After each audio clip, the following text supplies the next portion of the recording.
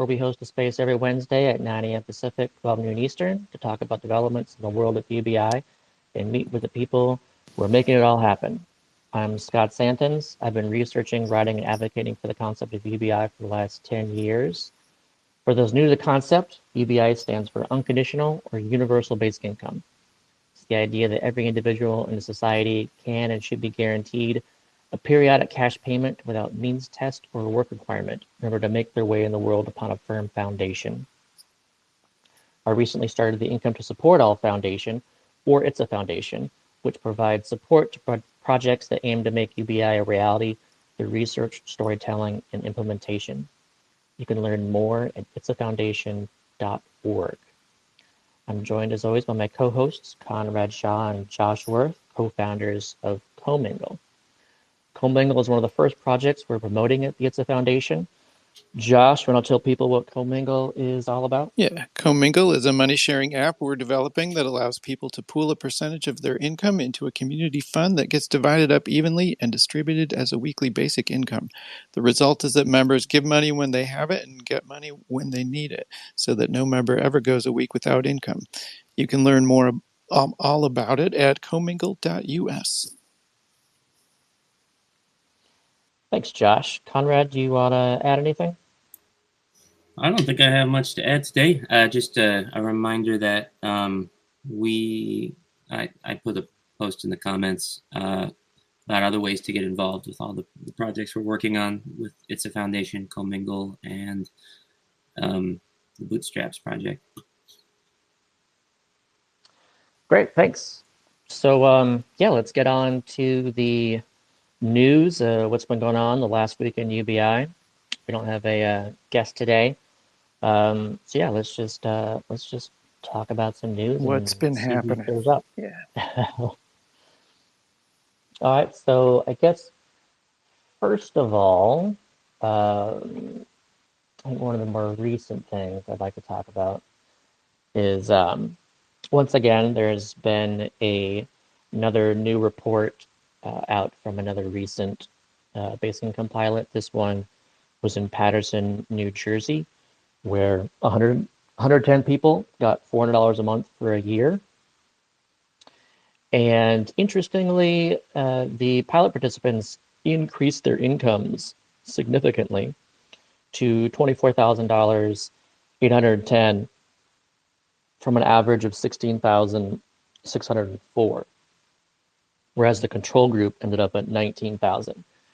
And I looked into the details of that too, when someone did ask if that was including or excluding the actual payment. And it was excluding the payment. This is that's only looking at earned income. So again, this really kind of hurts this argument that, people become lazy or that it somehow subsidizes employers where like people say, oh, I have this extra money, so I can work a little bit less and be just as well off. Like, no, instead what people did is apparently use that income to either find employment or find better employment and ended up much better off than the control group afterwards. And also, while the control group's ability to cover a $400 emergency expense sharply declined, the basic income recipients not only maintained their ability, but over 15% of them saved more than $500.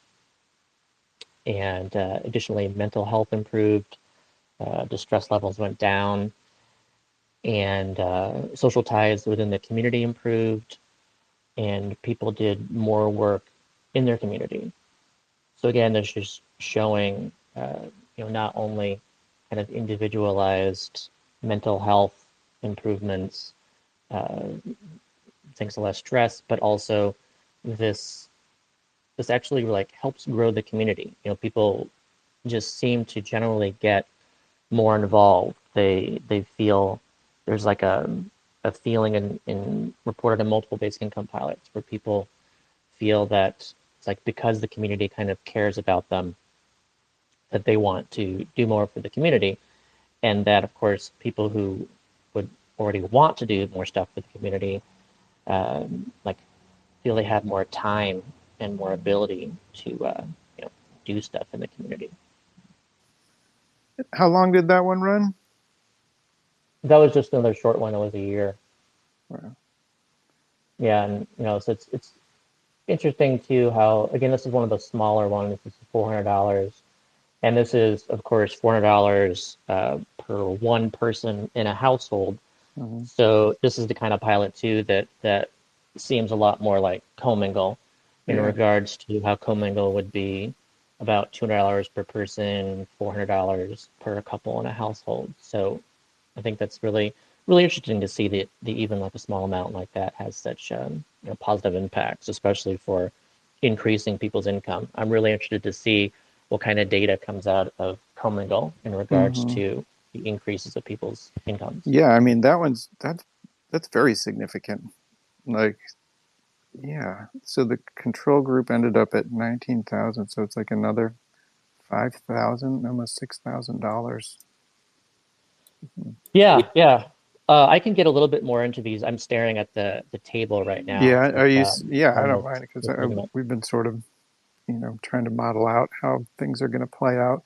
Um, and we're not really factoring in any kind of like growth in income, but like it'd be great if we could. It's like, this is sort of indicating that it's not such a far off thing. Like, I mean, I'm sort of factoring it into my what I hope and expect will happen, but I yeah, think that's something we can only find, once we do it. We can't really predict it ahead of time and assume that extra money is going to come in. But I think there will be a mm-hmm. sort of a rising tide effect that will, it in and of itself, help bring more people in from a wait list. Like, if the people in the community are Mm-hmm. getting better jobs and getting better situated and getting better income and staying in the community, then that'll allow us to bring more people in. Does it say how big the control group was? Mm, I'd have to look at the report itself instead of I'm just looking at it right now at that Mm. a screen cap of that particular section. So yeah, I can't say right now, Yeah. but I can say more just about these details. Okay, so interesting how, okay, so the baseline measurement was 16,604 for the basic income group and 17,761 for the control group. So the control group actually started off with a little bit more income than the treatment group. And at the 6 month point, um, the treatment group went down to 15,220 and the control group went up to 21,268. So, at that point, I can imagine if it was, only 6 months of experiment time, they'd be like, oh, look at that.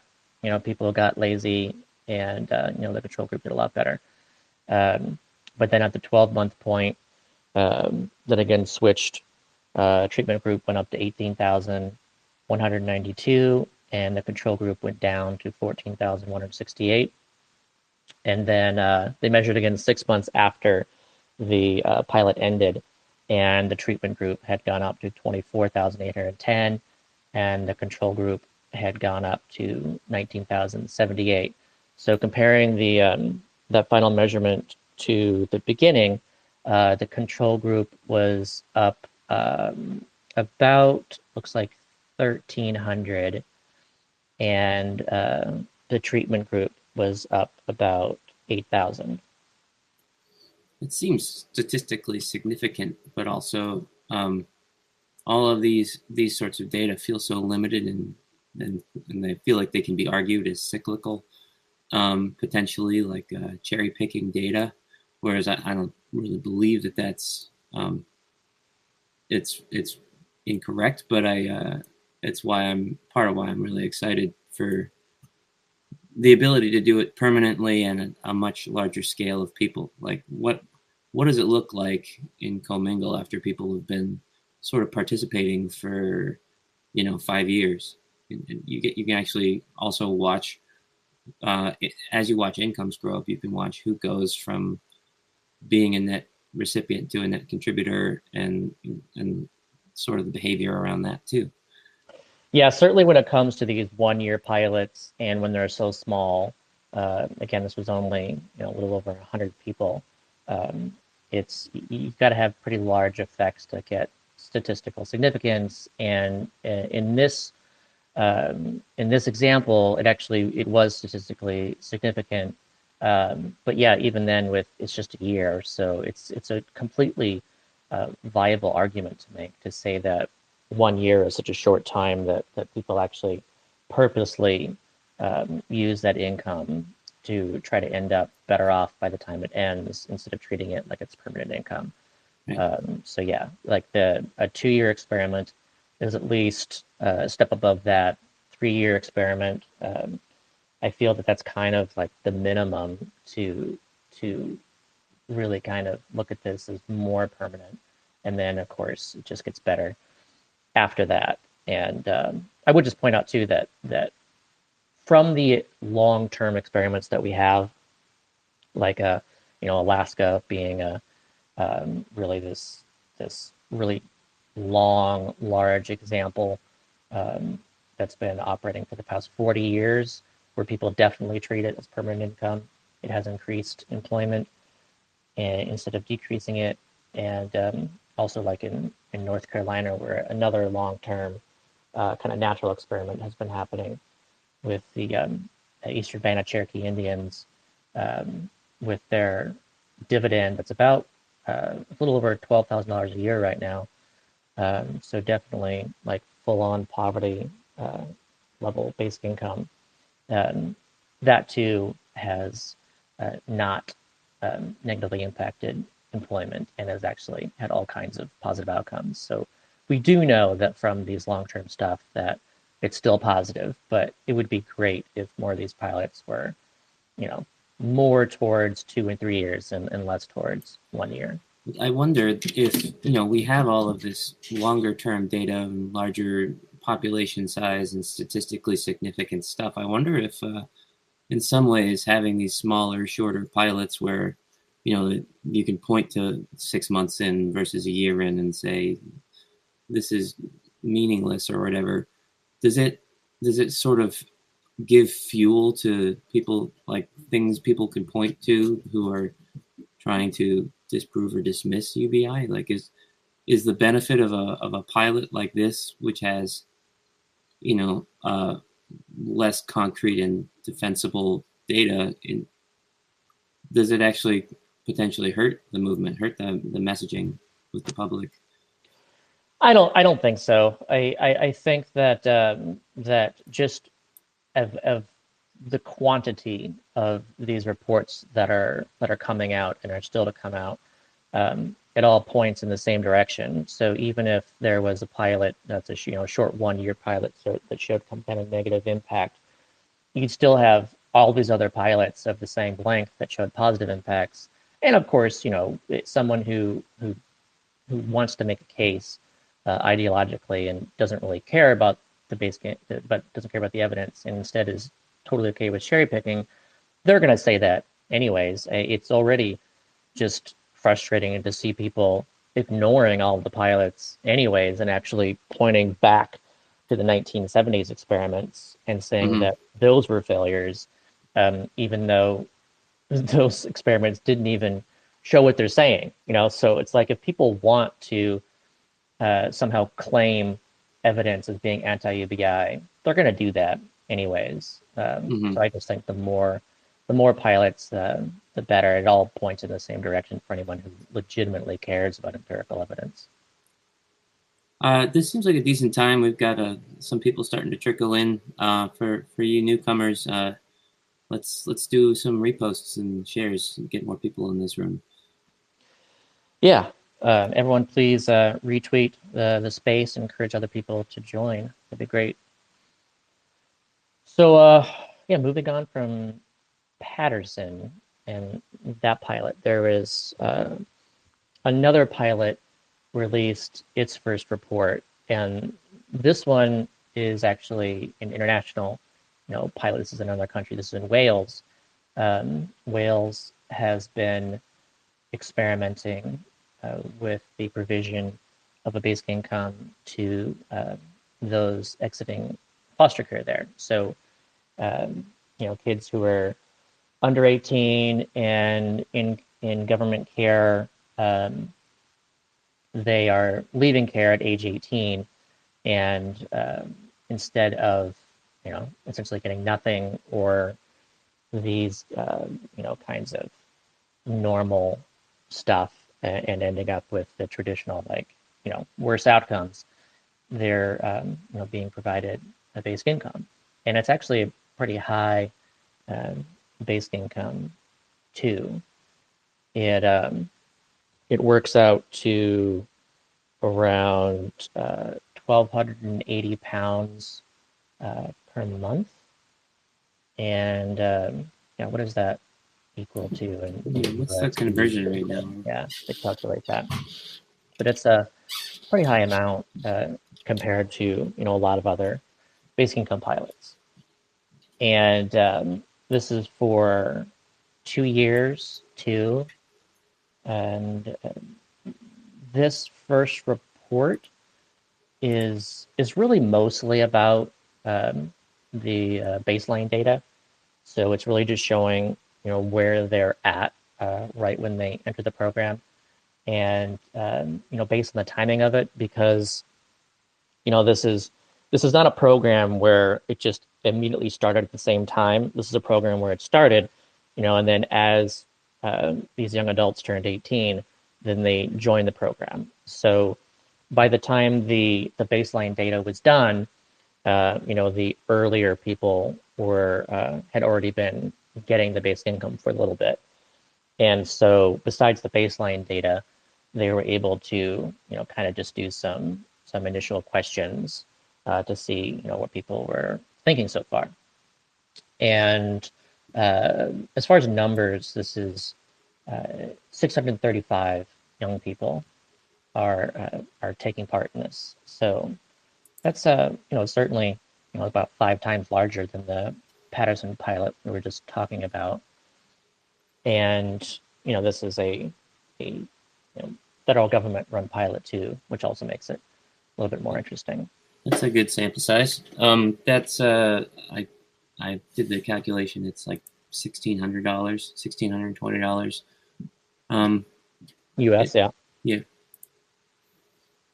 So some of my favorites looking through this report, just some quotes and segments and stuff, and also I should point out too that this is kind of like a survey of the social workers involved. So each person has like an assigned social worker, and so there's a group of social workers that are already working with these young adults, even if the pilot didn't exist. And so a lot of these social workers have opinions about just the pilot itself and what they expect, how they expect these young adults will respond to it. And it's interesting to see some of the biases and concerns and stuff from these social workers as part of this first initial report.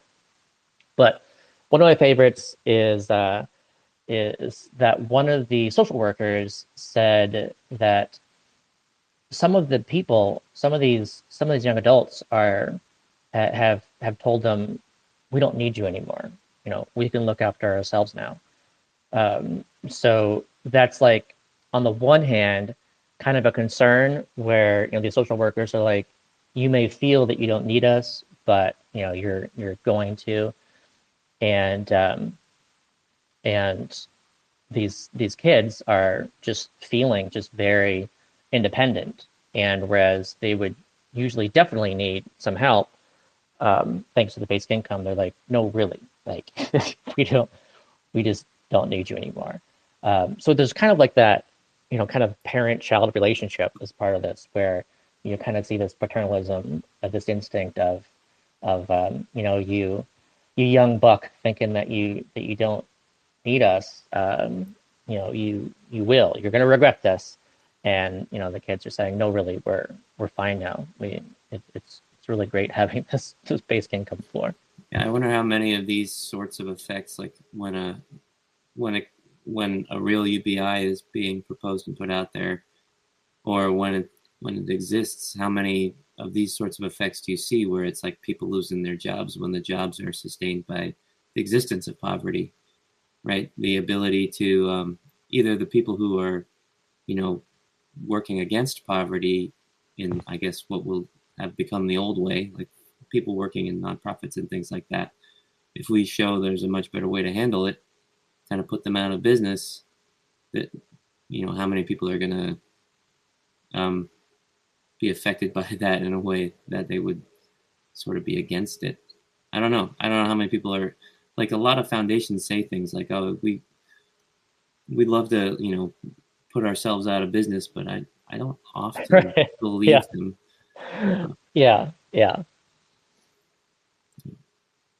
When it comes to social workers too, like there's social workers who like really believe that that they're helping, that they want to help, and they're really in it for the right reasons. And then there's also social workers who have basically been entirely ground up by the system, who go in for the right reasons, and then they just, after being part of this for so long, actually tend to resent the people that they're trying to help, and can even just really like make things worse, by just losing interest and turning against like everything. It's just a real like meat grinder. Yeah, it's really depressing. I mean, a lot of it is everyone sort of being ground up by the system they're trying to navigate. Yeah. And like my example with nonprofits is more of a, like, people with a lot of money wanting to keep getting a claim, whereas with social workers, it's like they went to school for a long time to become a social worker, and they really committed their lives to this career. And if that career becomes untenable, it's a valid concern. It's like, what am I going to do? Just like with anything, where if we're trying to replace an industry with something better, we got to find jobs for coal miners, or we got to at least find ways for people to be safe. Similarly, yeah, what do social workers do if they're not needed anymore? And I guess at least part of an answer to that in a UBI world is they also have the benefit of that floor of support. But there are pretty big implications to like a UBI society in terms of the way things would need to be restructured to make it make sense. Yeah. When it comes to like kind of social work jobs, I can definitely see governments kind of paring back on this administrative overhead that could prove to be unnecessary.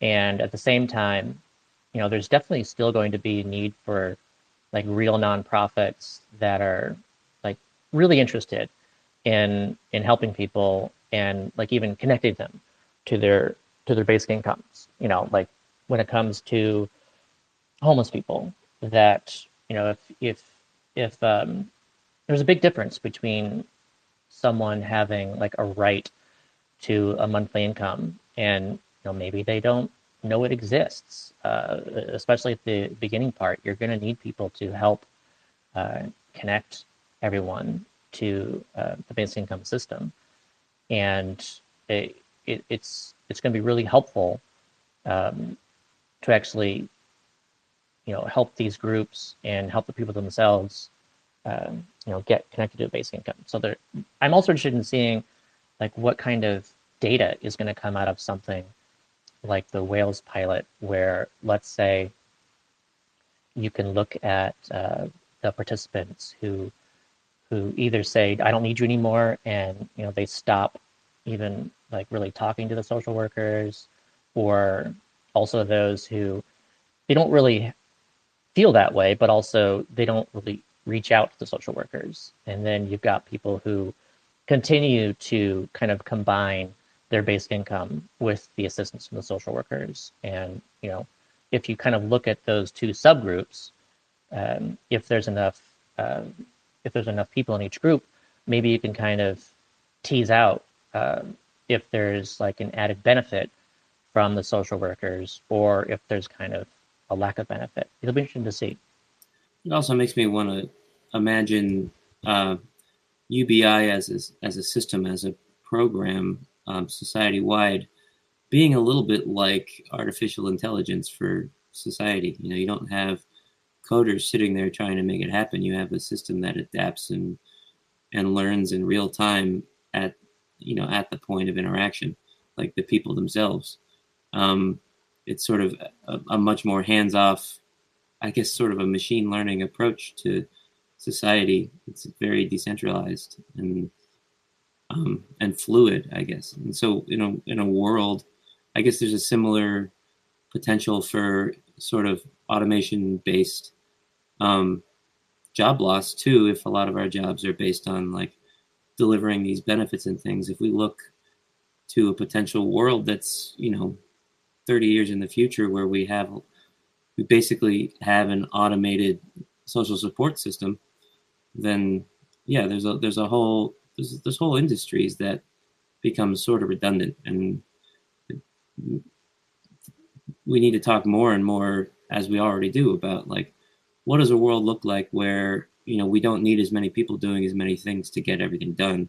Does it look like we still want full employment, but everyone's working 10 hours a week? Or do we kind of sit back and relax more and say, whoever the hell wants to work hard and innovate and, have fancy stuff in their lives, go for it, but you also don't need to? Like, what does that world look like? It's a lot easier to wrap my head around what, like, the first generation of getting UBI in place looks like, as we're trying to sort of shift and get people signed up and figure it out. But what happens after a couple of generations of it? I'm also really interested in seeing who chooses to do like the unpaid, like volunteer social work. Because like there's even though, again, there's like, if you look at paid social workers, there's definitely those who really enjoy and have a big heart in what they do. And then there's those who are like, I want nothing to do with this, but I need the paycheck. And if you compare that entire group to those who actually volunteer to do this stuff, then clearly the volunteers are the ones with the big hearts, who are heavily intrinsically motivated to help people out of just a desire to help people. And so like that's the kind of thing that I think is really exciting about this future when it comes to like work versus jobs, where there's just going to be so much more intrinsically motivated, like highly meaningful, purpose-filled pursuit of stuff like this, versus people just getting money to do something. Yeah, and I feel like I've noticed too, you do see a lot of people who work in sort of care fields. Some people get disenchanted or disillusioned or jaded by, just the stuff they see, the system, how it beats people down, the way people can treat each other sometimes. But in general, people who get into those fields, it doesn't seem to me like they get into it, at least at the beginning, out of a cynical, I just need the paycheck, like ever. There's a lot of ways you could just get a paycheck that are way less emotionally traumatizing and difficult. And it really is a big leap. Like we were, we had cause to interact with hospice care a lot over the last year, and just the hearts, of the people who do that. And they kind of sign up for a broken heart, every single time they take on a new client. And the care that we saw was just beautiful all around. And it's, I think more people would choose that work or stay in that work if either it paid better or if they were somehow else financially secure. But Yeah, as you described before, it's like, when you have a highly meaningful job, when you really are passionate and love what you do, then, there's that kind of um, like, I don't know, reverse premium, where you're willing to work for less than other people. As you can tell yeah, when people are doing something because they're motivated to do the actual work, they care about it more, versus someone who's highly paid. Like, you got to highly pay someone to do bullshit work and kind of socially right. harmful stuff. Right. It's like you have the benefit of knowing that what you're doing is good and matters and helps people and is good for the world. So you don't need to get paid a lot, teachers and social workers and whatever, but middle managers at call centers, uh, and IRS auditors or whatever, like people, I guess that's maybe not a great example of that last one, but like you gotta um you gotta acknowledge the fact that they're it sort of like feels like any useful purpose in their life is not delivered through their careers. So you got to pay them extra for giving you their life towards bullshit. It's like there's a premium on doing things that we don't actually need people to do. Yeah, yeah. I want to read some more of these quotes just because I just think they're really interesting too. So here's one of the social workers. They said, quote, "What they're saying is, I'm financially independent in social services. Now I can make my own decisions about my own life. I don't necessarily need you. I didn't expect to see that outcome. Young people would say we'd been controlled by social services all their life, and now they have the right and autonomy, which is what it's for, isn't it? The freedom to make decisions and say, you don't need to look after me anymore, frankly, because I can look after myself now. If that isn't a good outcome, what is?" And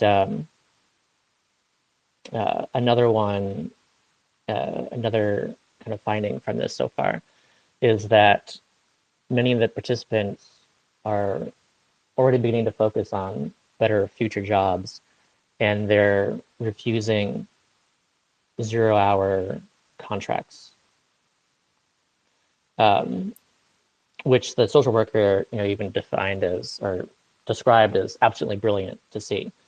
For those who don't know, since it's kind of not really a term that we use in the U.S., but it's especially used in the UK, is where you see it more often.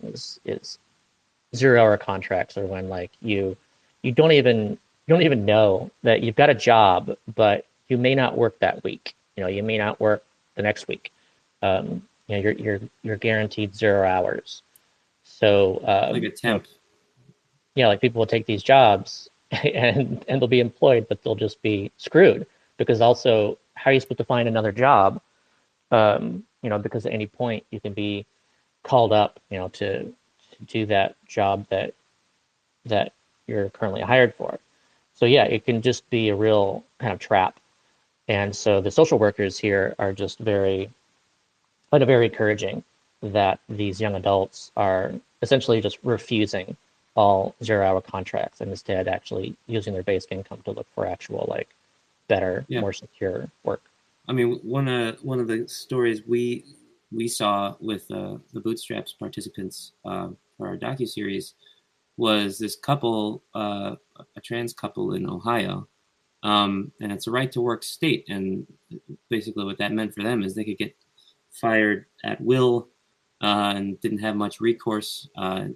Even if the boss was like, "I don't like that you're trans," or "I don't like that your husband is trans," they lost jobs regularly, and they had been sort of bouncing around for a while, in, from crappy job to crappy job they didn't like. I mean, when we met them, one of them was working at a payday loan center, which talk about a job that feels like it's not beneficial to society. Yeah, that is a socially harmful job right there. He hated it. He hated it. And what happened was, they were always just taking whatever job they could get. And once the UBI started, they described it to us the first time. It was like they lost another job. One was a nanny at some point, and the parents found out that she was married to a trans man and said, you can't be around our kids. And lost the job, and started going down like the first reaction of like panic, get something immediately.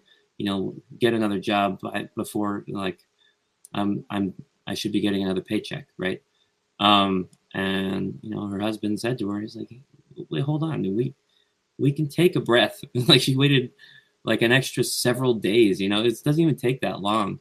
And she got a better job, and they still had more and more experiences, but each time they leveraged into a better and better job, so that by the end of 2.5 years they went from dead end shit jobs to careers that they like watched their progress through these things to careers with benefits, and they had put a down payment on their first house, and so most of their progress on paper was in their earned income. It wasn't the UBI, but the UBI allowed them to take the time to really leverage their fuck you money, their fuck you potential. Say, no, I'm not taking that shitty job that I either hate or or doesn't do anything for anybody and has no future. I'm gonna hold out just for another week until something better comes along. Yeah, that also like really echoes even what we were talking about earlier with the Patterson results. Like that one story like really illustrates how this could be observed, that like there's such a strong effect in increasing of income from employment, totally aside from the basic income. Like, yeah, it's so empowering, and like you said, it doesn't necessarily need much time, which is why you could see such a strong effect within just 1 year. If as long as you have that floor, it can be highly impactful very quickly for those who just need a little bit of extra, bargaining power and cushion and ability to like seek out that the better job they prefer. Right. It makes me think too about myself. Like a lot of the questions we ask are like, what if there was a UBI? And first people focus on everybody else, and then you say, no. What would you do? And gets people thinking in the near term, in the immediate term, and then you say, okay, then what would you do if you knew it was forever? And you think about like, oh, well, I don't have to think quite the same about like saving for retirement as if it's the most imminent and urgent thing ever. It's like having a Social Security basically always sort of guaranteed. And then I like to bring it back to after that, what would you have done? Like think back on your life, because for me it's huge. I tried to switch careers from engineering into acting, filmmaking, and moved to New York City, and I struggled my ass off. And part of the problem is, you got to make enough money to pay rent while you're paying your dues, and especially in a career like that, that's really hard to get started. You never really get a chance to get started because you're working at a restaurant 35 hours a week or whatever you're doing to pay the rent while you're trying to, develop a craft or a career in a new thing. You never actually get to start. I think that's a big part of the reason you have a lot of people, like in New York, if you work at a restaurant, there's a lot of people who have been kind of stuck in the community theater world for like, 10, 15 years, not because that is the sum of their aspirations. That's all they've ever really had time to get into, they haven't had the time to really commit in such a way that they can grow a career. And so a lot of people would actually, acting's not right for them. They always say, you got to want it, you got to need it and all that. But it's really hard to quit something if you never feel like you had a chance to try it. Yeah, it really makes you think too about just just the reality of needing to like try on stuff, like this expectation that people should find a job, as soon as they can and just work instead of it being entirely okay to first of all think about what they want to do and try this, try that, try this. And maybe it's a matter of what they enjoy, or maybe it's a matter of like what they're good at, or maybe it's a matter of just like what enables like the life that they would like to live outside of their job. Like there's just a lot of things for people to try out. It's also, we're going to need more flexibility in general. Like long gone are the days where you get a job and work for a company for 50 years and you have a pension. Yeah. Like all that stuff's gone. it's not true anymore. And all these whole industries are having to retool and find new careers. Everything's moving towards gig work. You can't just go to school, be like, this is what I'm going to be for the rest of my life. Because by the time Yeah. you get out of school, it might not even be a thing. You got to have the flexibility to, find your way in whatever is a thing. Yeah, and so it's not even it's not even just like a preference thing. It's not even possible to do careers the way that we used to do it for a large chunk of people. Yep, like it's just the outcome with the transformation of work over, decades. And yeah, we're definitely going to see more of it. Before we continue, just want to remind everyone here, first of all, thanks for joining. And it'd be great if you would retweet the space and encourage others to join in on this conversation. So next up, I just want to do another quote along these lines. This is another quote from the report in Wales from their basic income pilot from a social worker. It says, for example, with one young person, she's been able to reduce her hours in the full-time occupation to be able to train for a specific occupation in health and beauty and to do something that she really wants, and she really wants to move forward. And she's a really difficult young person to work with, but actually it's got to a level where we're having very adult conversations and very future focused conversations, which is something that we've never had, because it's always been that social services haven't done this and you haven't done that. And it's very much changed that narrative. So this kind of ties into what we were mentioning earlier about social workers and the value of them and stuff, and how for this person, they were really cynical about how effective this even was. And in their case, it actually helped them feel that they were actually being helped and they were actually able to do more of what they really wanted to do, and therefore it kind of opened up the relationship between them and the social worker. Well, and the social worker sounds like was cynical about the inherent in quotes traits of this person they were working with, and when you change the environment, it changes. You find a different set of traits and behaviors in people, because if you see a light at the end of the tunnel, if you have you have a good foothold to stand on, it changes the way you approach everything. I from our pilot, people talk all the time about like we need financial literacy. Like people just need to learn how to use their money. They're stupid with their money, and that's why they're struggling. To the extent of even saying people have to get financial literacy before they get money, because if you give them the money before they're smart about it, then they'll just blow it and waste it, right? But what we found, we had a lot of people when we did our initial interviews where they were not that into their finances. They weren't keeping track of things. And part of the reason is because they were falling behind, and it just sucked to look at because they weren't being stupid about it. They just didn't really have options. It's like, I have my job. I'm getting as much as I can out of it, and it doesn't keep up with my mortgage, so I'll ignore it. And hope that someday I have the bandwidth to look at it and it's not so fucking terrifying.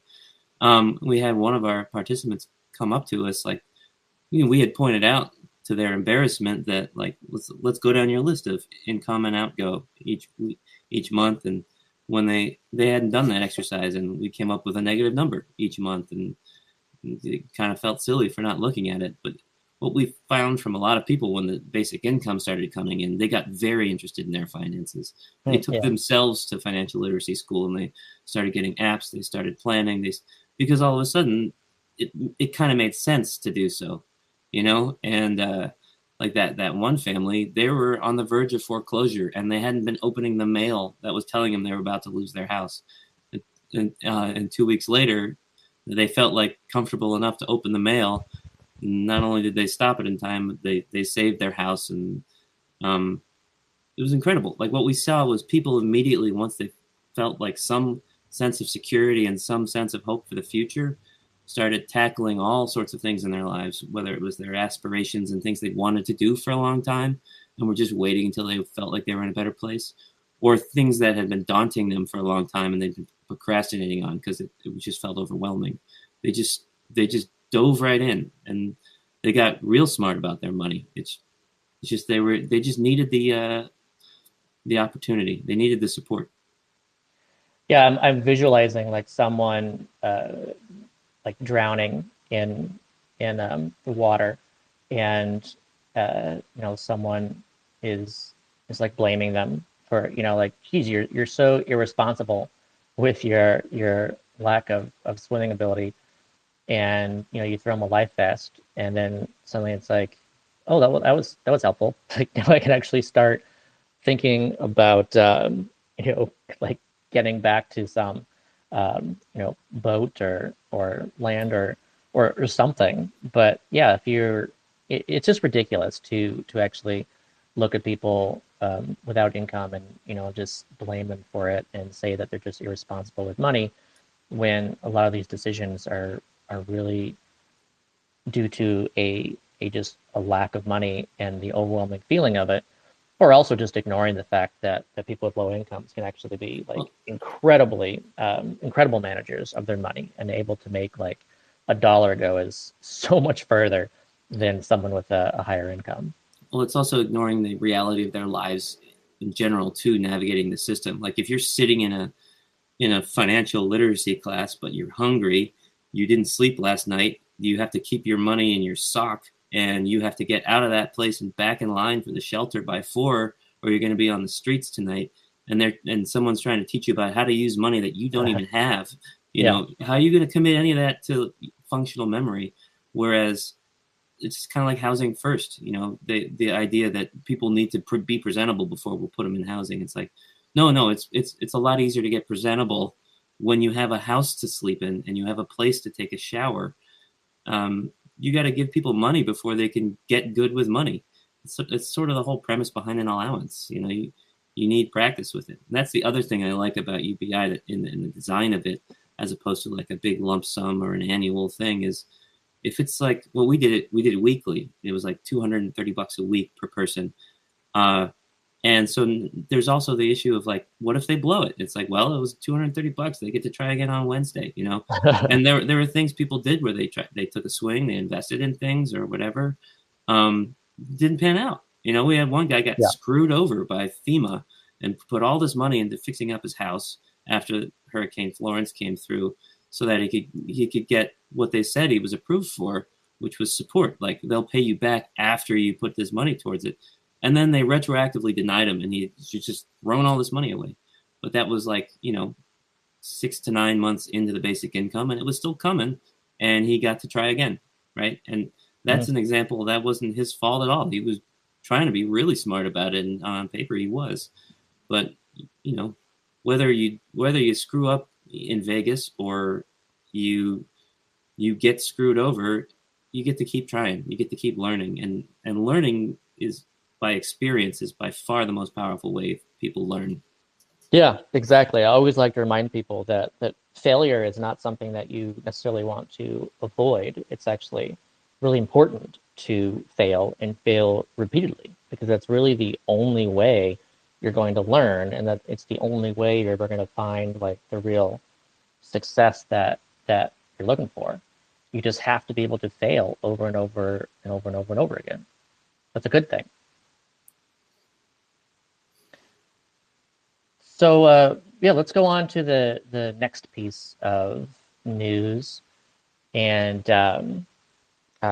we're also coming up on 1 o'clock, where we'll start uplifting people, listeners, to engage with us and ask questions and provide comments and stuff.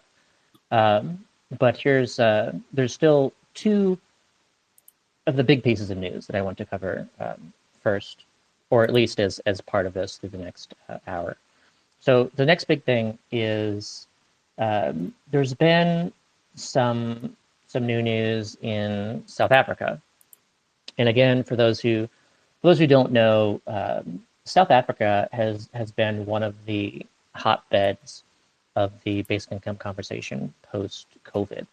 They actually, they introduced a kind of unemployment grant during the pandemic, and it's just been so important and so popular that there's been like a lot of pushing for it to be made permanent and also for it to be expanded upon to eventually be a basic income.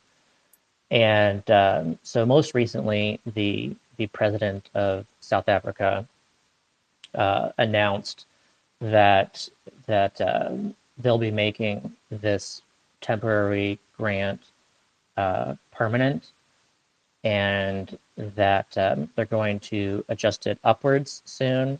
And he didn't announce yet, but they're going to up it to just that it is going to be permanent and it's going to be larger, and that he does want to convert this into a basic income grant. And the way he's looking at it, and this is of course not, it's not actually basic income. To look at a permanent program that only goes to the unemployed, of course, is basic income. It's really more of a permanent kind of unemployment income. But there is a movement within South Africa to look at this as a step towards basic income, and so to start with the unemployed, and then to expand it to more and more groups until you've actually got like a full basic income floor under everyone. So yeah, that's just another step like in the direction of a basic income in South Africa. Something to keep an eye on. Cool.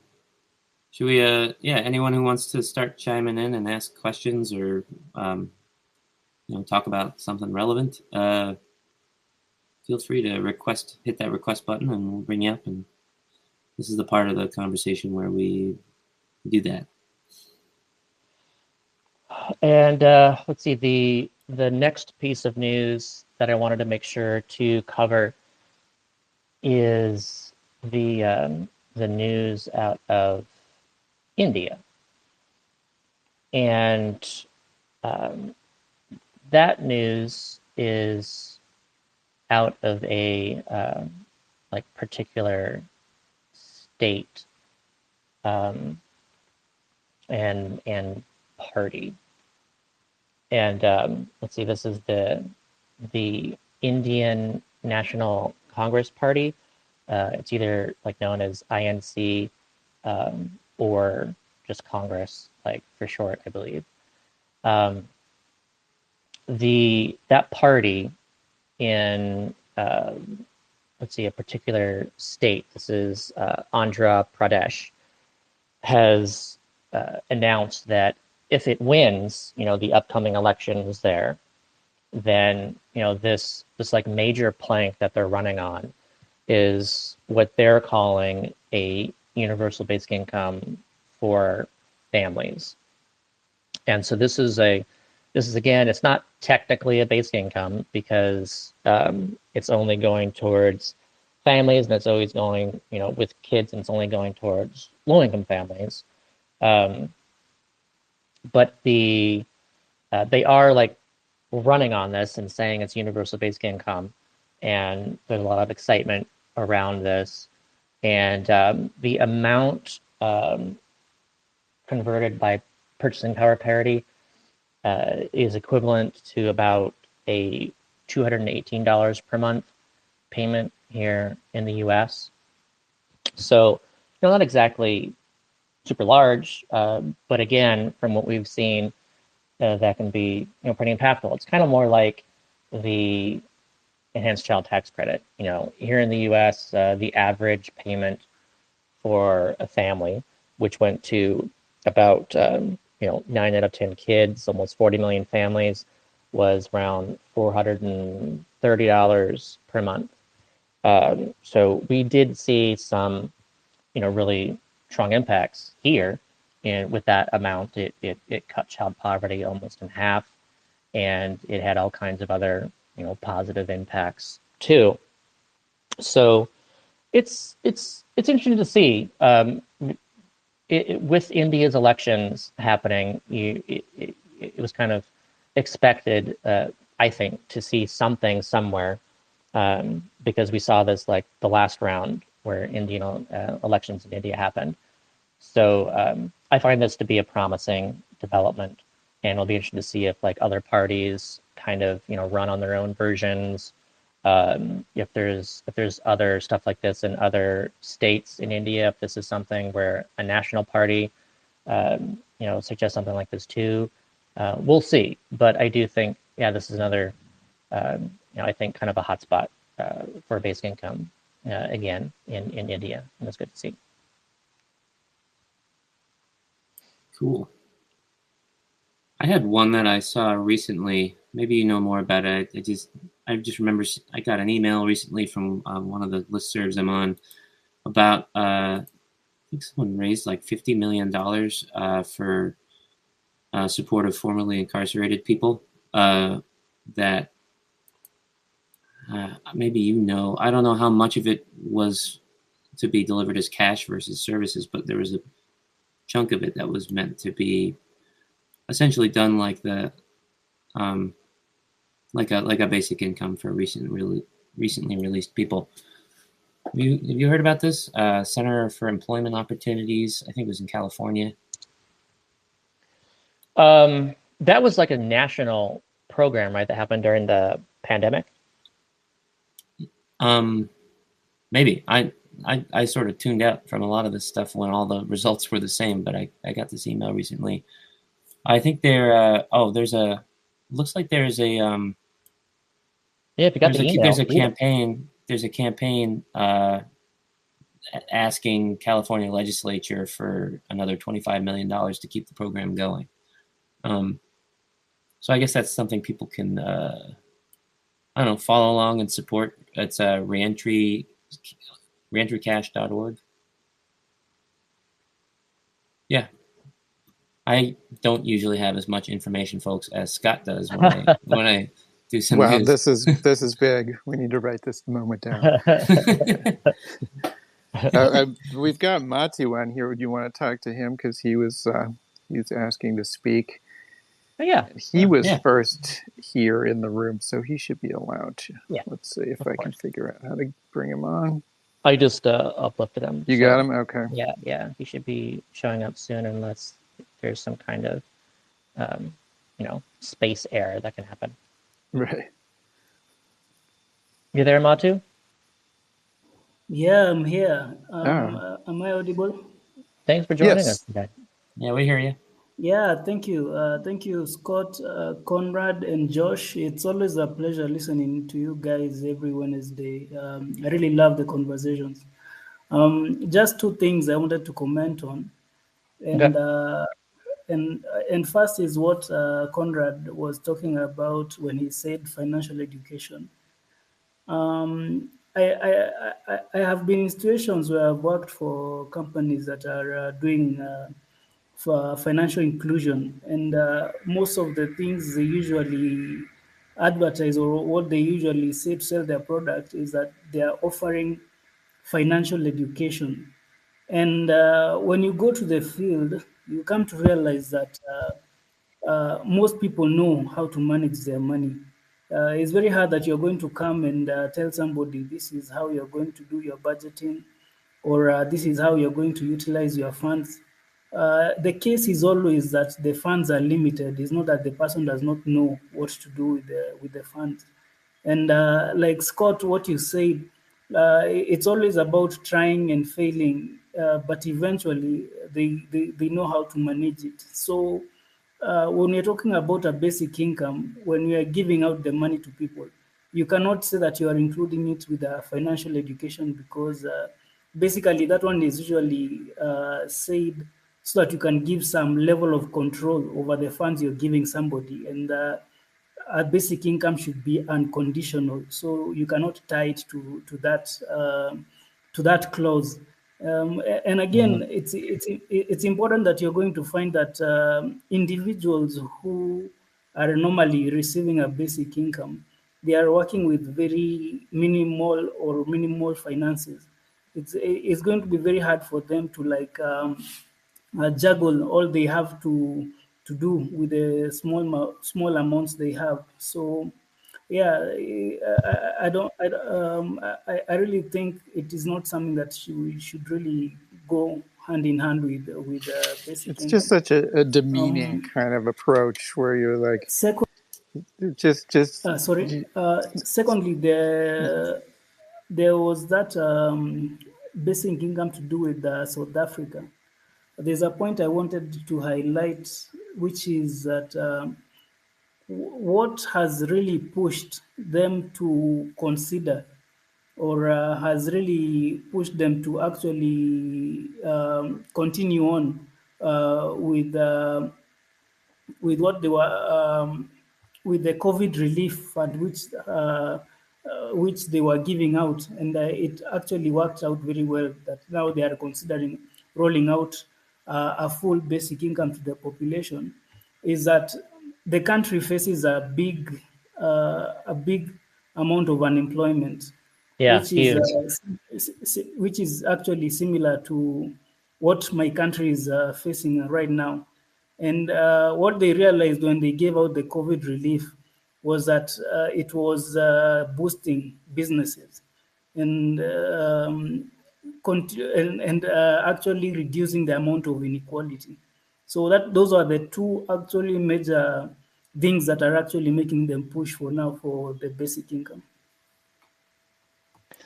Yeah, even though unemployment income is, of course, income conditional on unemployment, it still is vital to make sure that there's, you know, the ability for people to actually go to businesses, go to stores, um, uh, start up a business of some kind with this income that they receive. Like you got to have some kind of floor, and usually unemployment income was designed to really function and transition people from one job to another.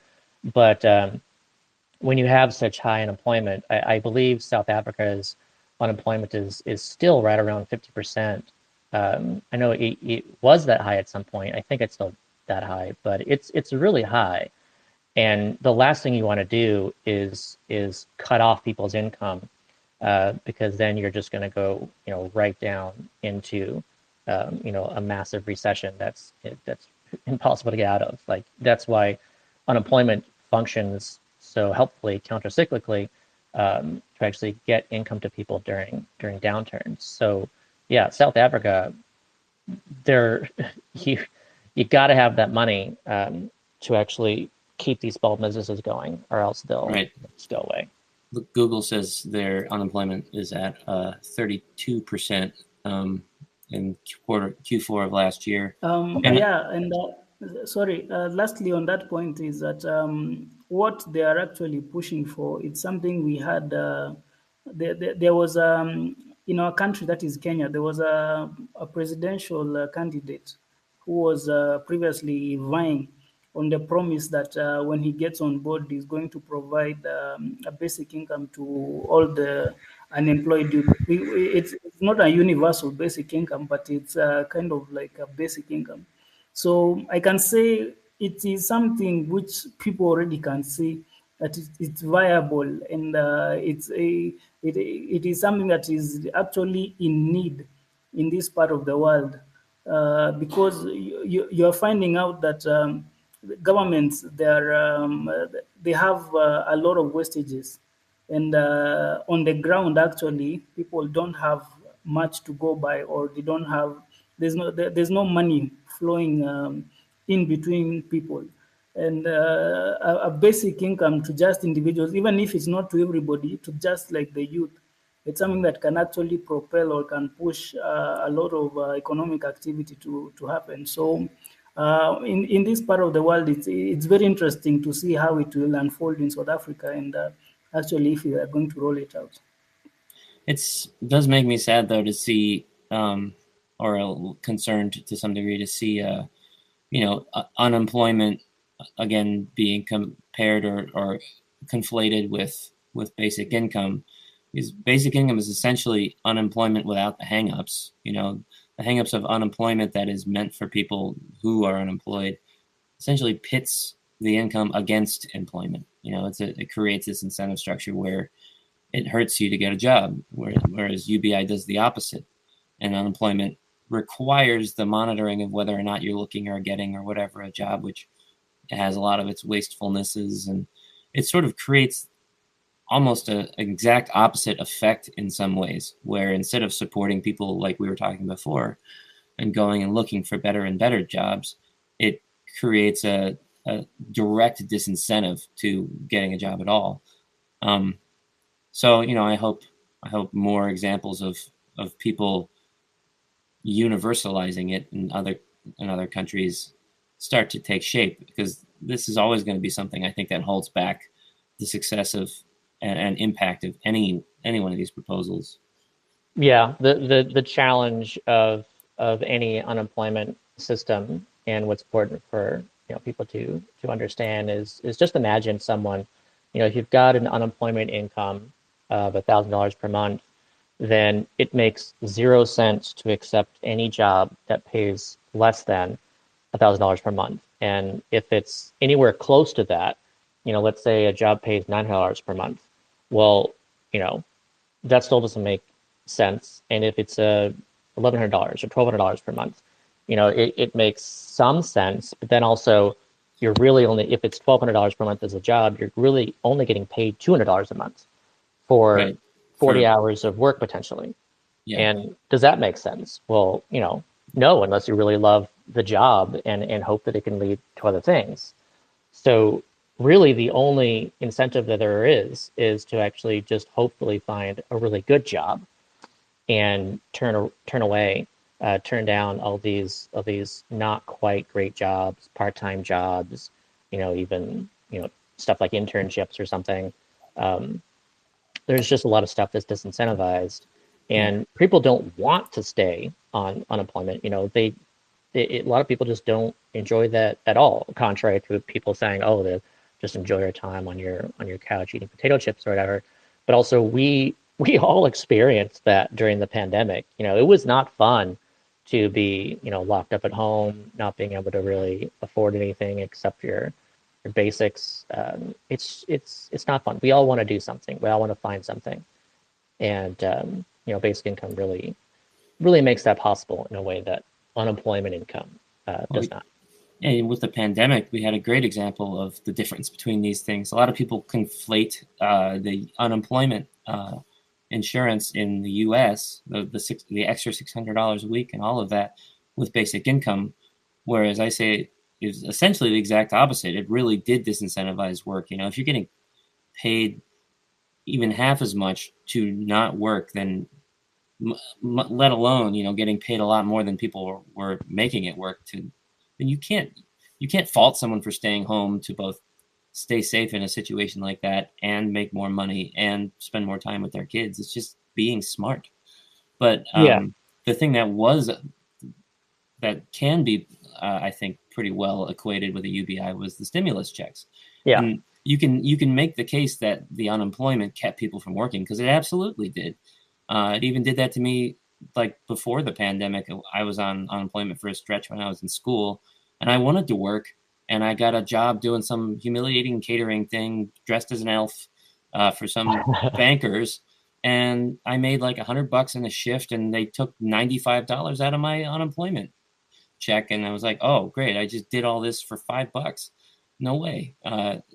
But with the stimulus checks, it's pretty hard to argue that the stimulus checks kept anyone from going to work, because it had nothing to do with work. You're going to get it if you work or not.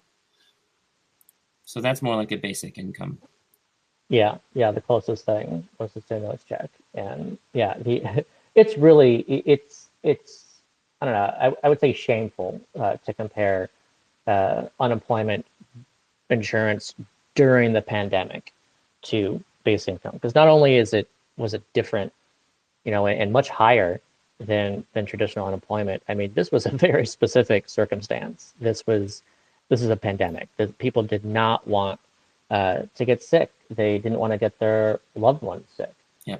And also it was much harder to find childcare, during the pandemic. So that was even an additional challenge that people had. There were just so many. It was just so different. It was just such a different environment during the pandemic. It's ridiculous to see people saying, "Look what happened during the pandemic." That's evidence against basic income.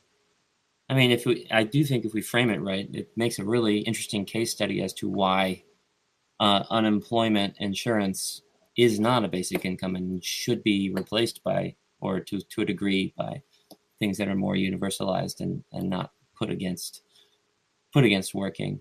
I did want to go back and say one more thing about financial education too. It's like I don't want to give the idea that I'm against financial literacy classes, and I think they should have those in high school, like a lot of people say too. I think that should be something readily available.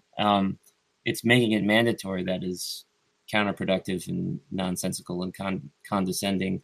There were a lot of people, like there were several in our pilot who, one guy was like, "Can you tell me how I should invest this or what I should do with it? I don't know what I should do first." And it's like, that's not what we're doing an experiment about. Is like what it's like to get basic income and a financial advisor friend. It's just so no, you just do your best. But like a lot of people, they're looking for that education, and if they need it or they want it, they'll go find it, especially if they have more bandwidth to go get to those classes and like look into those apps and stuff, because they're not racing from thing to thing trying to keep their lives from falling apart. It's the sort of thing you can trust people to do when they have the money and they want to be better with it. They'll get that education. You just have to you can make those services available. They just should not be mandatory or conditional.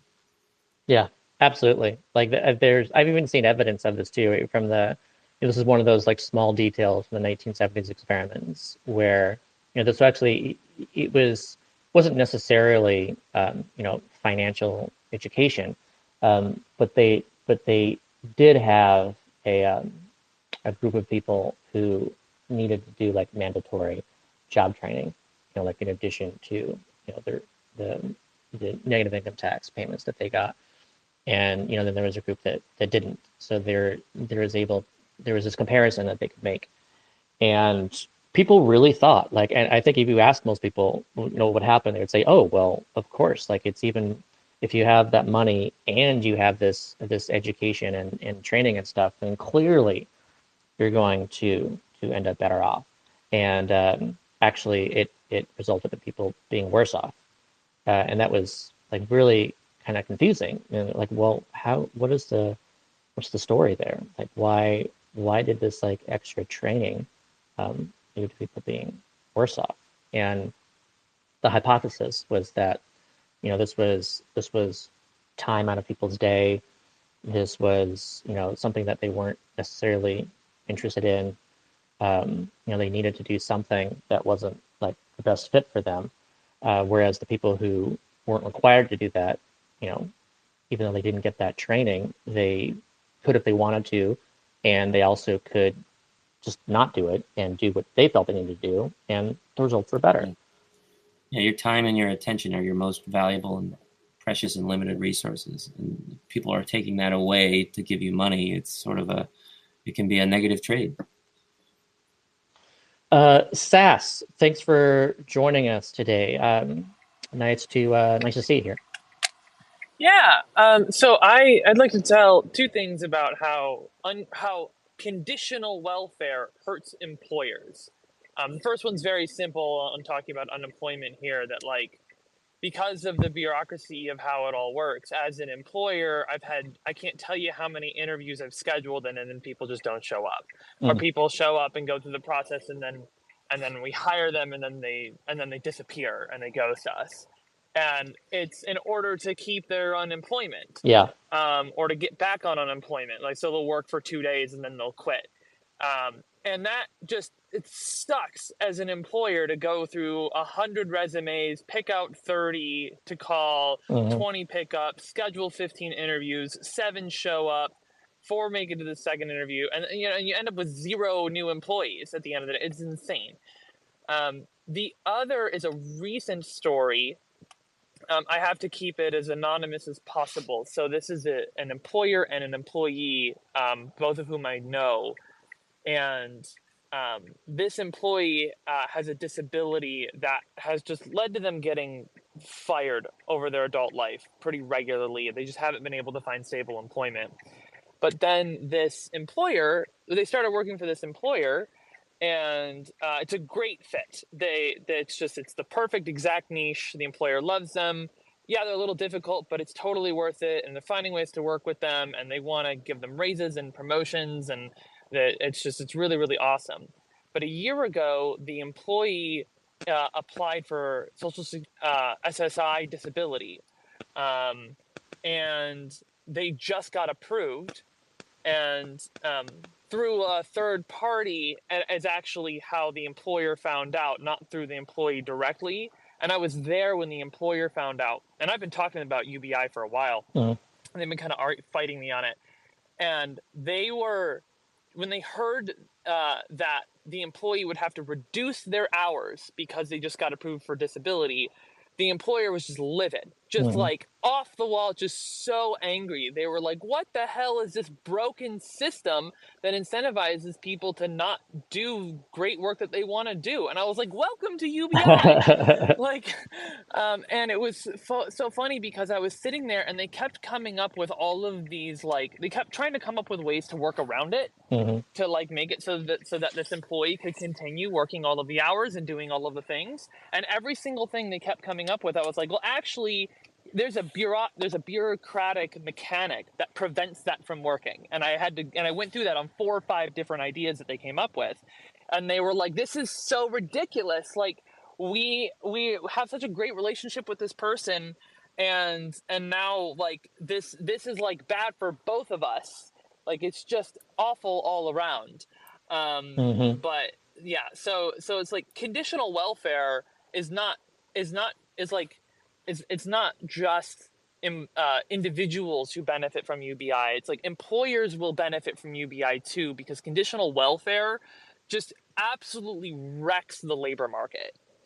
Yeah, and disability is like especially perverse how it treats people. Like, if you get on disability, that's a check for life, it's security for life in a situation where you don't know what you're going to be facing in the future, and you have to have that security, and you can't really risk that for work that you really want to do. And there's a lot of people where it's basically like we're saying to them, you need to go like live in the basement and hide for the rest of your life so that you can have some money to survive. Because if we see you working, we're taking that money. Like, there are people who can work seasonally, or there are people who can work intermittently, people with bipolar. There are people who can work when their body is healthy, and they want to contribute. And we're saying, no, you're not allowed to, because we will punish you for contributing. So we just kind of take all of their agency, all of their passion to give back. And we say, because we're worried about frauds or cheats or something, we're never going to allow you to contribute or give back again. Yeah, and also it's this result of, who is deserving. And so there's like, people will in general say, well, if you can't work, then you're deserving. And so then that just creates the system where, okay, we need to tightly target those who can't work. And, oh, I'm a good person. Like, this is the moral way to go about it, is really tightly targeting those with disabilities who can't work. And yeah, the result of that is the details of the SSI. You've got a 50% clawback rate, and was it $2,500 asset limit. So you can't save up over that amount without losing it. And on average, those who are denied the first time around and actually have to go through the process of the courts to prove that they are sufficiently disabled, that's on average of 2 years. So this is, you can spend 2 years trying to get on this program, and that amount of time means, you do not want to lose that program. So yeah, those are the specific details that are the direct result of trying to tightly target something. And that's what so many people don't understand, is that this desire to tightly target a group means that you're basically perpetuating and making permanent that group being separate from everyone else, instead of actually kind of better enabling them to be more like everyone else, especially when it comes to being able to work for additional income. And sort of de facto bars a large percentage of the people you're trying to target to from ever getting it, because there's going to be a percentage of people who disqualify or who don't try because of stigma or whatever. So disability is needs above and beyond normal basic needs. It changes someone's basic needs because the society is not set up for them. So disability is one of the programs that I don't believe should be completely replaced by a UBI. But I often argue that the part of disability that you still need to be approved for and qualified for and whatever, and there's going to be a process there, that should be, that should still be an extra thing for people with disability with the extra expenses that they have to qualify for, but it should also be universalized. Like once you qualify, you should get it for the rest of your life. I think it should be basically the way they set up disability now is it's supposed to sort of also encompass your typical basic needs. It's supposed to fill the role of disability and basic income.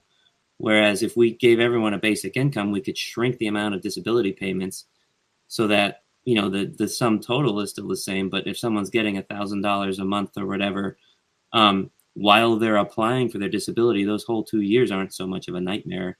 And if they don't get approved, it's not a nightmare. And once they do get approved, that is an added bonus that they get.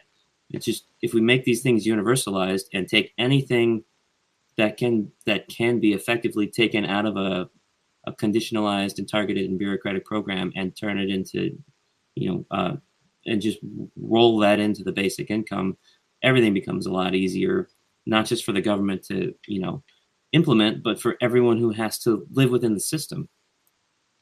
Yeah, and another statistic to incorporate into this and for people to know is, those with disabilities, only 1 out of 5 of them in the U.S. actually qualifies for disability income. So 4 out of 5 people with disability are getting nothing, and they're competing against those who do not have any disabilities.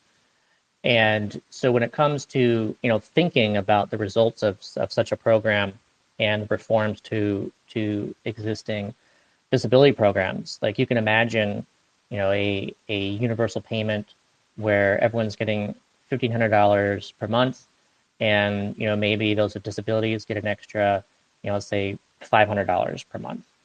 And so 1 out of 5 people with disability are going to have $2,000 per month, and the remaining 4 to 5 people with disability are going to have $1,500 per month, just like everybody else. Whereas in the existing system, those 4 to 5 people without disability are getting nothing and find it very difficult to earn, additional income. So you'd see a difference between somebody breaking their leg and somebody like being born without a leg or losing their leg on the battlefield or something. So is that kind of what you're saying, Conrad? Like that you'd be getting the leg up based on like how much you've been screwed over by society or by fate, I guess. I mean, yeah, I guess it's just the way I look at the morality of, helping make sure people with disability are taken care of is that we've gone ahead and we've built a world and designed it for people, who are bipedal and neurotypical and all of the things that we, call quote normal, right? And if the world was built if we all had wheelchairs, everything would have ramps, but the world isn't built by people that use wheelchairs. So we got to do something to account for the fact that we kind of dropped the ball on making the world accessible to everybody. It has required extra expenses, and if we're good people, we need to make that right. I don't really think it matters to me, the circumstances of how someone came by their disability. Well, you were saying that somebody would sort of, once you qualify, you're permanently qualified. Whereas if you broken your leg, you could, when your leg's better, you would presumably go off the disability. I would say, that's more like workers' comp or something where it's like, if you have a temporary injury, or you get better. Like it doesn't, you don't keep getting your disability yet. Right. Yeah, and that's a different program too. Like in the U.S., we do draw a Yeah. distinction between SSI and SSDI, where people actually, you know, get deductions from their paycheck because of SSDI, and then they're able to get this amount temporarily, and it's actually a larger amount too than SSI. And of course, the amount depends on your income before you experience disability, and then compared to SSI, which I believe the latest it's at is somewhere around $900 per month, and that's max. So if you are getting $0 in income, then you get the 900, and then of course with every dollar earned, you lose 50 cents of your payment. Yeah, so in for SSDI, you can actually, there are people who can get, I don't know the maximum amount, but 2,000, 3,000, 4,000. I don't know how high it actually goes. That's set up more like Social Security insurance, where like they've paid in over the years. Like your number goes up the more you've worked and like paid into that. But my main concern is I want to remove entirely the disincentives to work of people who want to work, because work or play or whatever, like you can lose disability if people see you playing with your kids too hard in the park. I don't know all the rules behind it, but I know there's a real thing of fear of like, don't let people know that or have the perception that I have some sort of more ability than they qualified me for having. I would like to see, once you qualify that yes, you have a disability, there is no condition that's tied to work or means or anything else. It's like you're going to get that unless the disability goes away or something. You're gonna get that $500 forever, and we can just stop worrying about it or bothering you about it, so that you can make your choices based on how do you want to live, who do you want to be, not how do I have to keep up some sort of pretense with some sort of bureaucratic office that is overseeing me. I just want to thank SAS again and kind of get back to this too, because we definitely don't talk about this enough. And in fact, I think it's a great idea for a guest at some point is to talk to some employer and talk about basically from the employer's perspective, or at least get someone with some experience and stories like SAS's in regards to the benefits of basic income to employers. And like along those lines, what SAS's story reminded me of too is one of the stories from I, Daniel Blake, which is this great movie from the UK that really got into their terrible safety net system there. And one of the specific parts of the movie was that someone who was told, like the main character was told by their doctor that if you go to work, there's a chance that your heart will give out, and you'll die. So you should not go to work. But then the welfare system required him to prove himself worthy, and apply to all these jobs, and he felt terrible about it because he didn't want to waste anybody's time. If any employer was interested, he'd have to say no. And sure enough, in the movie, some employer is interested, and so he has to go to this interview, and the employer wants to hire him, and he's like, "Sorry, I can't work." And so just like Sass's story, that happened in that movie, and of course the employer gets livid that his time has been wasted, and he gets mad at the main character. He's mad at the system. Like nobody wants that system, especially employers. But you still got people who were just pushing for these work requirements, where the work requirements require to either have a job or look for a job. And sure enough, like that is the outcome. If you make people look for a job, that's the outcome, is this turning down of jobs. It reminds me too of a story from Tyranny of Kindness, which is details of the welfare system back decades ago. It's a book, right? Yeah, it's a book by Teresa Funicello. Great book. And I remember one of the stories that really stuck with me was that for one of the women needed to go to this like instructional class kind of thing where they the goal of this, like the task was to go through like the classified ads or whatever, and or it was either classified ads or a phone book. I think I think it was a phone book because it was even worse. So they had to go through the phone book and contact employers one by one and just asking them like if they have a job available. And this person just thought it made so much more sense to actually look through the classifieds. And so like, why does it? I'm not going to just dial employer after employer when I'm wasting their time. They might not even have a job available. It just makes more sense to look for who are the ones looking for work. And she was told that the point of the task was to do what you're told, no matter like how much sense that it makes. Because if you do what you're told, then you're a good employer, I mean, a good employee. And so that's like the lesson that they were meant to learn from the welfare system, was to just do what you're told, even though it's a total waste of everyone's time. Fantastic. Yeah. I mean, that is fairly good training for what most jobs ask.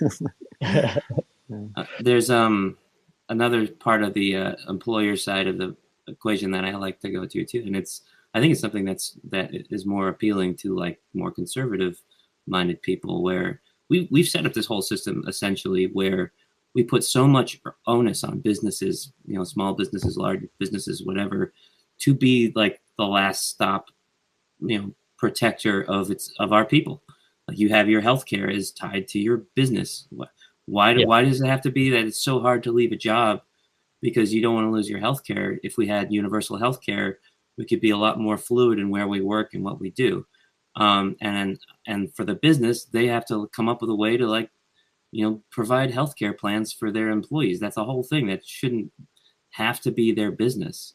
It's something that is more of a societal obligation than a corporate obligation, at least I'd argue. Yeah. Similarly with UBI, if the only way you can ever make money and survive is through the labor market for most people, then the employer is also your last stop, for making sure you can feed your kids and everything. And it makes it very difficult, like the rules that we've made around this for companies and management, it becomes very difficult to fire people. You have people who, like, there's this whole process. I remember I started as an engineer at Lockheed Martin after I got out of school, and I busted my ass, and I like to get the best, reviews and, crank out 4 times as much work as everybody in our incoming group or whatever. And, I got I got like 3.1% raise instead of 3.2%, or the other way around, whatever. It was very disincentivizing to me in general, coupled with the fact knowing that like they're charging $150 an hour for my services and paying me like 30. And I know where all that overhead's going. It's to the, the 5 senior leads who were just coasting, like the guys who had been working there for 10 years and would skip out and watch a movie. It's like, it's way easier for a manager to just kind of fill in the gaps with someone new and kind of waste company money on not going through the exercise of trying to fire somebody. Like, employment could actually be more at will if you weren't dooming someone by firing them, and then all of a sudden, what does the labor market look like when I'm competing for that job? Are there as many people who don't really want to be there competing for that same job as an engineer? And when you get that job, can you be paid a lot more because you don't have to have a whole, social support system baked into into our companies because our society doesn't do it. Like, the bottom lines of businesses can be much better, and so can the bottom lines of people who work when we can have the accountability to actually do what we're supposed to be doing at work, which is producing whatever that business produces and turning it into a profit. economically speaking, it is definitely better for the economy for employers to be able to fire people. And like there's so much pushback against that, of being like, oh, you're a heartless employer, and and all these protections and stuff. But like, in a perfect world, in an employer that finds an employee as not a good fit, they should be able to fire them without worrying about their survival, in the form of loss of income and loss of healthcare. And we actually saw evidence for this too. And this is recent stuff from the pandemic, and where the U.S. was kind of very different from the rest of the countries in the world in the way that we went about this. We leaned into our unemployment system, which is effectively over 50 unemployment systems, with every state having its own different way of going about this. And then of course with the federal boost. But what we leaned into is saying, okay, shed your workers, like fire, let go, like we'll come back from this after the fact. And other countries, they have a different system. It's very heavily unionized, and there's a lot more worker protections. And so people were kept on what's called furlough, and so they were still employees of the businesses, and the government paid the businesses to pay them. So instead of the money going directly to people like it did in the U.S., it went directly to employers.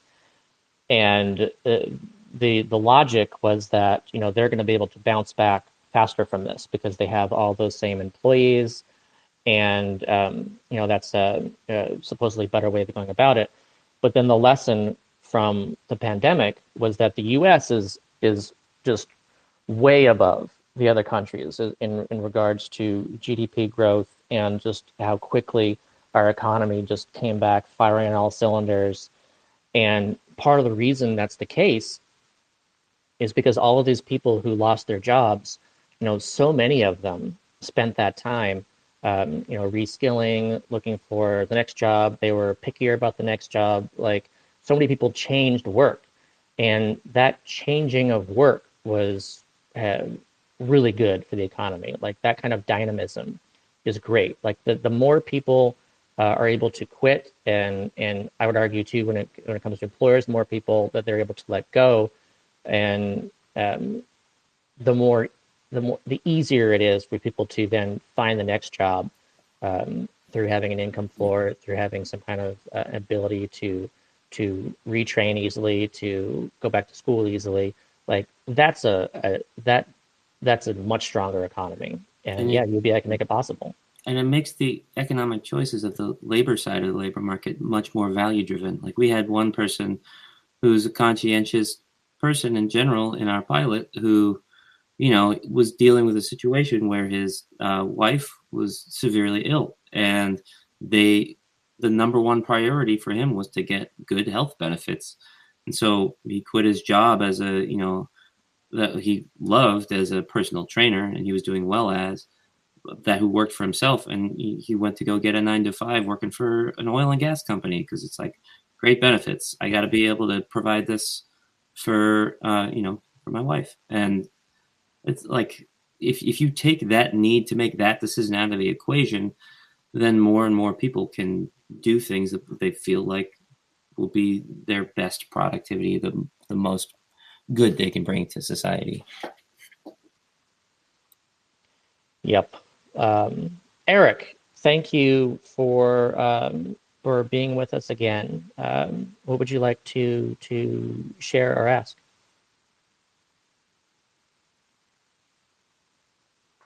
Are you talking to me? Yes, Eric, Light Spirit. Yeah, a comment about, well, a suggestion really about how to get UBI adopted faster. I think we need to look at ways to pitch this to the corporations, the large corporations. I think they would resist it naturally because they don't want to lose revenue from their products having a value-added tax attached to it. But you could show how they would have more sales that would, offset that and guarantee long-term sales down the line, that you won't have people unemployed or having financial problems and cutting into their sales in the future. If you can really pitch that to these companies, then they can probably get behind this UBI movement and help push that through to the politicians. Yeah, there's certainly an argument to be made, and I would hope it's kind of obvious, because it was actually one of the first things that I considered. No, it's not obvious. It's not obvious. But it should be, and here's two different reasons. So there are some billionaires out there who have built businesses off of luxury items, and I can't remember which billionaire is like the owner of like a watch company, a luxury watch company, but he's pro UBI, and he just spoke about this from the consumption perspective of like, this would be great for business. This is more people being able to afford luxury watches, because right now so much money is going towards just survival instead of consumption of kind of more luxury goods. And he sees that from a purely just bottom line of their business perspective. And then that's a bigger kind of luxury company. But then you've got small businesses where you should know as a small business owner that you want customers, you want people to be able to spend money, and you definitely know when people are doing better because you're doing better. This happens in like right before bubble bursts, like when the .com bubble burst, and then when the financial crisis hit, like right before those things happened. Small businesses were doing much better because people were just flush with cash and they had lots of customers with money to spend. And then, of course, after those crashes happened, small businesses greatly suffered because they just had so many fewer customers. So it doesn't make sense to me at all. Why is it where you've got people who know, like, it's one thing for a worker to be living off a paycheck and to not be thinking about this stuff, but it's another where you're actually paying people, and maybe you're just paying yourself, maybe you're paying from some employees, but that money is coming from customers. So if people have more money to spend, thanks to some kind of income boost, especially for the bottom 60 to 90% the basic income would do, then that is good for your business. And so I would hope that small business groups, those who are lobbying for small businesses, actually start to pick up on basic income, just from that perspective of saying, yeah, people need more money to consume, versus this kind of more traditional concern that they won't be able to find workers thanks to basic income, and not even caring about the customer perspective. Yeah, and I'm very anxious or eager for whenever the first pilots come along in like the U.S. or full blown, UBI programs that last long enough and are saturated enough, like an entire town or entire state or the entire country, to actually measure the Main Street impacts. Like all of the things that have happened so far have been like, let's convince ourselves that when you give people money, they're still good people, they don't become lazy. But there's, if you have like 100 people scattered in some town somewhere getting a little extra money, you can't measure the impacts on local businesses. It's not a big enough study. It's not permanent enough. And that's sort of the thing. We're still kind of stuck speculating about the degree of the macroeconomic effects that would happen. And I really want to see something put together that would teach us that, to give us a glimpse at that at scale in the United States and other places. I think the closest I've seen is the Give Directly stuff in Kenya, where they have entire villages where they could measure the growing prosperity of the village as a whole, and even the spillover effects in the neighboring villages who weren't getting UBI, of just the increased economic activity in those areas. Yeah, when I think of businesses that are going to be probably harmed by by basic income. First of all, number one is payday loan lenders. We know that from experiments already, where as far as complaints go, it's really the money lenders not being able to find anyone willing to pay 1,000% interest anymore for money that's no longer scarce. But another business in the U.S. that I think would potentially find itself in worse circumstance is like the dollar stores, because they've been doing really well with their business model that has been in competition and has been killing off all these local like grocery stores, where there's like in some cases there's like legitimate food deserts again, and this is also largely because people don't have a lot of income. So if there's no demand, so there's no reason to do these stores, in which case dollar store comes in, and it's arguably doing something that's good and necessary because there's just no one else there. But then when you compare those places where there's like actually like a competing grocery store, and where those are actually failing and being put out of business because they just can't compete against the prices of this larger company. They're a local store. They can't meet those prices. They're paying their employees better. They actually have more employees, where of course in these dollar stores you have like potentially one person doing everything. Like a lot of these stores would not fail, and these stores could actually start up. Like you would see more of these localized grocery stores, just like there used to be before they were put out of business by Walmart and before others were put out of business by dollar stores.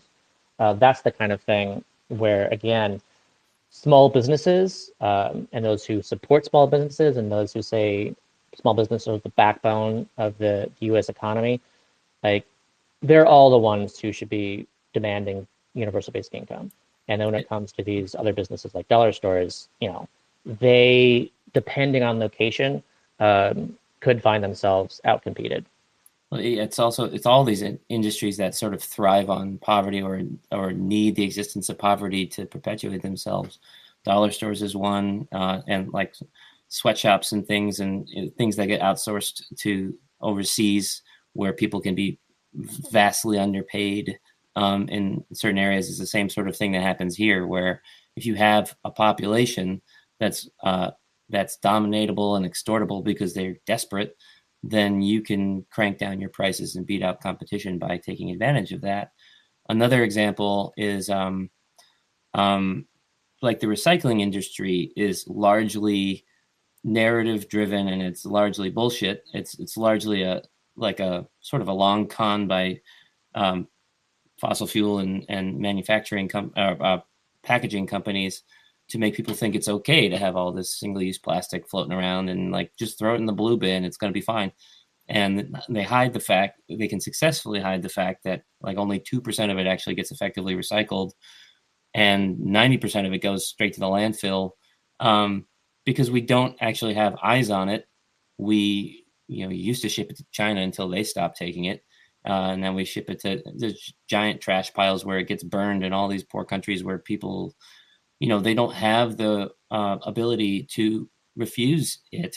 And so their lives are shortened by a decade by the toxic air that they're breathing.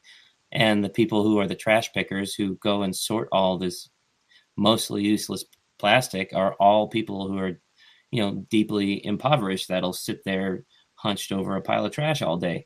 If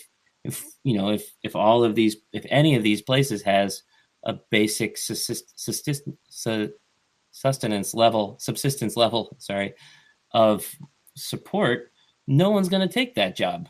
And all of a sudden, the entire bullshit industry that has sprung up around lying to us to pretend that we can keep,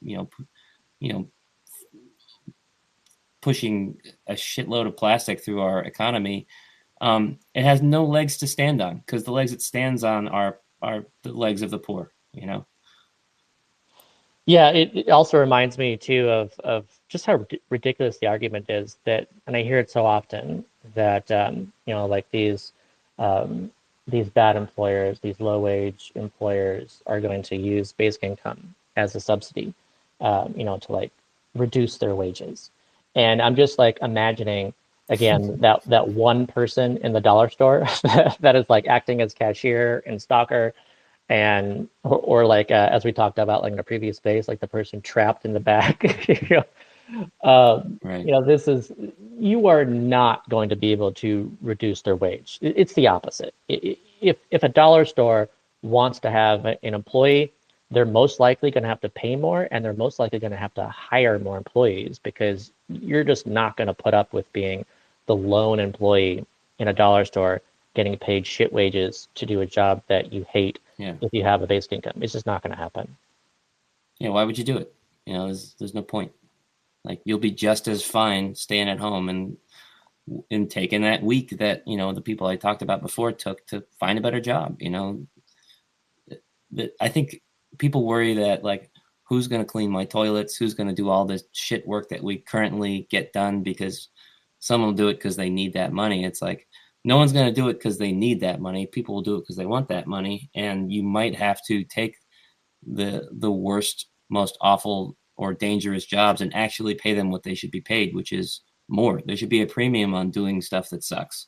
And there might also be a re-equilibrating of jobs that people love. People might be willing to take less. And then there's a couple edges on that sword. Like when I look at like, if coming from the acting world, it was really hard to get in any plays or even put up a play, because they have these rules about minimum wage rules that kind of break the community theater model, where it's like, you can't put up a play if you can't raise $20,000 to pay all of the actors for the run of the play. And all the actors want to be part of this, and they want to do it out of the passion and joy and love of doing it. But that thing cannot happen for the very reason people are afraid of minimum wage putting small businesses out of business. Like, some businesses, they do need to pay people less to continue to exist. And when that's a business that is paying people less and it's extortive or abusive, then I'm happy to see them go. But if these are businesses and hobbies and activities that people passionately want to do, and we're preventing them because of this idea of what minimum wages should be, then we're doing something wrong. Yeah, exactly. Like, there's definitely that distinction to make with basic income as a subsidy, where this fear that it will subsidize bad work is wrong, and this non-acknowledgement of it actually subsidizing really high demand, popular, meaningful, purposeful work is something people definitely should not ignore. Like, we want to subsidize the stuff that people would prefer to be doing. Right. Going back to what I was saying before about, like, what would you have done differently? I spent 10 years basically working at restaurants and getting in a little play every now and then. Whereas I would have come out of, if we had a basic income, I would have come out of acting school with 4 of my buddies and, got together, and that basic income would have covered the apartment we were in. We would have made little plays, little films. We would have just worked on the work and seen what we could make of it. And, maybe I would have quit after 2 years because I'd been like, oh, this really isn't for me. Or I would have dived in all the way, and we would have like made a production company out of it. But we would have not spent a whole decade of our lives just waiting to give it a shot. And with that, we are at 2:00 and the end of our space. So I just thank you, everybody who is listening, came in to listen, and especially those who really added some great stuff to the conversation. And as always, we'll be here, every Wednesday, 12 p.m. Eastern. And I guess one thing to add here at the end is the donate ability is now actually up at itsafoundation.org. So if you want to support our work, please head on over there. And Conrad, Josh, do you have anything to add? No, not really. Nope. Thanks everyone for coming. Yeah, Check thanks out a all lot. the ways to get involved, and stick with us. It's going to be a good year. All right. Thanks, everybody. See you next week. Bye now. Bye, everybody.